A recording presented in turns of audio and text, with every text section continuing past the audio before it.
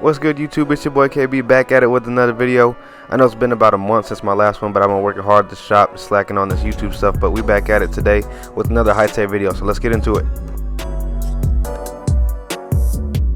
So we're going to start off with our bald line. I'm coming in with my Slimline Pros, and we're going to set that first line in. I leave that hair on the bottom to kind of help me see the transition within the fade, and we take that off as a last step. So we're going to come in with our blade all the way closed, and instead of doing like an open, halfway closed type of technique, I'm going to just go ahead and take care of that with that blade all the way closed, and then come through again with the trimmer. After that, I'll come through with my 2-guard and I open it all the way.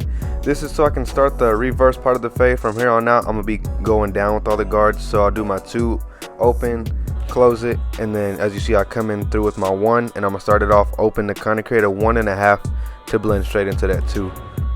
You want to use a flick out technique to help blend into it to kind of avoid creating a harsh line.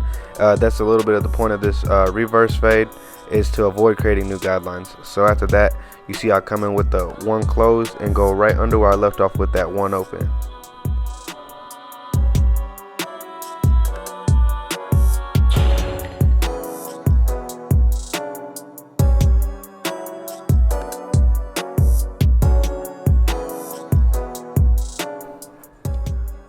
After I finish that step, I come in through with my half guard, and I'm going to start with it halfway open.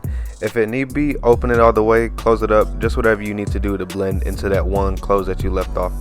And since you did go in with that 1 close already, don't be scared to get up in there with that half guard, because all it's going to do is blend straight into that. So the more you avoid that 1 guard area that you were in, the more of a fade you're going to dodge, so it really won't be too much of a transition. So like I said, just get in there.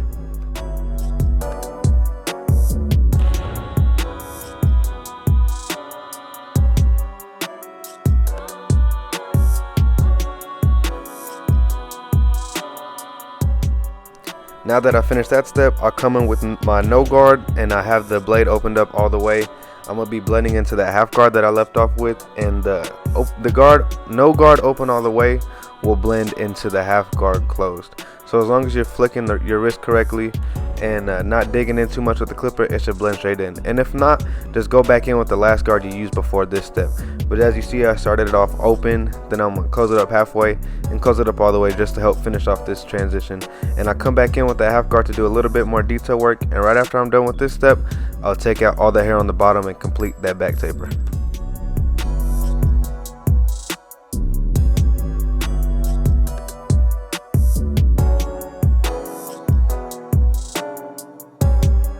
As you see, leaving that hair on the bottom kind of helps see that transition a little bit more, and then once you take it off, it really does make it pop. And when I come in with the shavers, it'll add that extra transition in there as well. That's just like a little technique I like to use to help me see what I need to fix or what's left in that fade that's not done being touched up. And after I do that, I'll come in with my clipper over comb and do it kind of as a raking technique, and just blend the rest of that fade into the bulk, so it's not too rough of a transition, just to make everything a little bit smoother.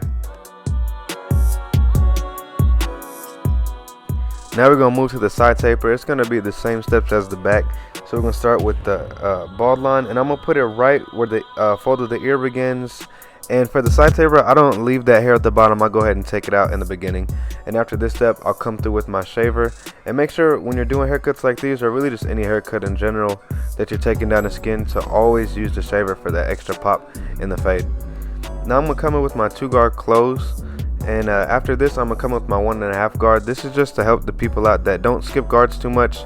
For the reverse transition, all it is about is just staying right under that guard that you went off last time. So as you see, I'm going to come through with my 1 open, and right where I left off with that 1.5 is where my 1 open will blend into to help create a smoother transition.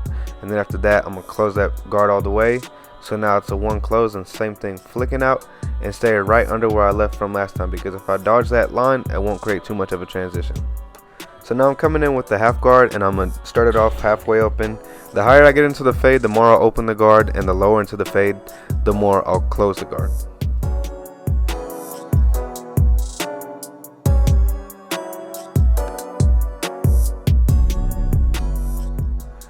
Now it'll be just the blade itself. I'm gonna start it all the way open, and don't be scared to go into that half guard that you left off, because the open blade will blend straight into the half guard close as long as you're flicking off with the clipper.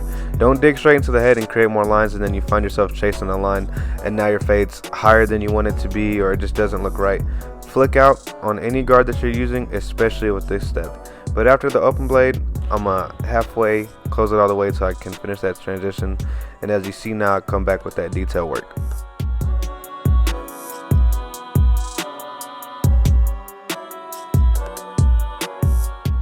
With the lineup, there's not really too much advice to throw out there. Just keep it as natural as you can and create that pop on it. But the last thing you want to do is push the client back unless it's requested.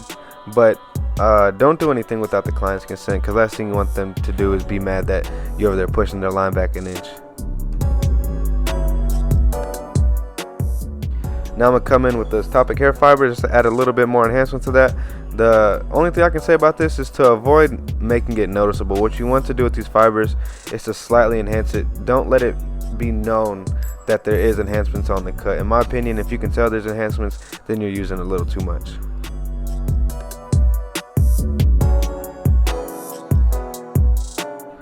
Now we're going to come through with this back lineup.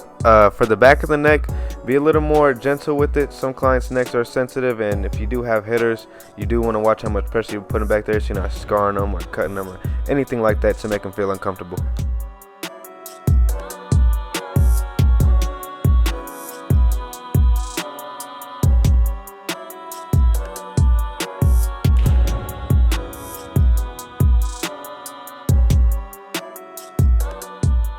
And this is the look for this side of the cut. This is a high taper.